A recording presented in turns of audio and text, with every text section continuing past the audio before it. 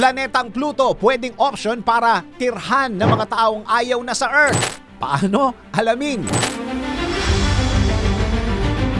Kinukonsidera na ng mga scientists ang iba pang mga planeta na matitirhan dahil sa mga alalahanin sa mga resources, climate change at natural disaster sa ating planet Earth. Ayon sa mga scientists, may 60 billion planets sa ating galaxy ang nasa habitable zone. Isa na rin dito ang planetang Pluto. Posible nga ba natin itong tirhan? Tara, alamin natin. Unang natuklasan noong 1930 sa Arizona, USA ang planetang Pluto at itinuturing na ika-9 na planeta sa ating solar system sa loob ng maraming dekada. At kahit na na-demote ito bilang isang dwarf planet noong 2006, hindi ito naging hadlang para sa mga astronomers na pag-aralan pa ito. Naniniwala ang astronomers na ang Pluto ay may rocky core at may karagatan ng tubig na natatakpan ng isa pang layer ng frozen water ice na gawa sa nitrogen ice na may mga bakas ng methane at carbon monoxide. Base ito sa mga kuha ng New Horizons spacecraft sa isinagawa nitong flyby mission.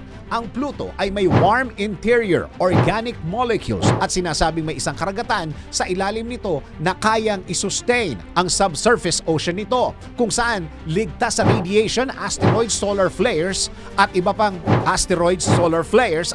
panganib ng universe ang mga taong nais tumira sa Pluto. Kaya't ang dwarf planet ay may tsansang maging habitable ito. Ayon sa mga astronomers. Sa tulong na rin ng mga innovation sa technology, ang maaring human habitation sa Pluto ay hindi lang isang malayong panaginip. Ikaw, kaya mo bang umalis sa Earth at tumira sa Pluto? DWIZ Research Report.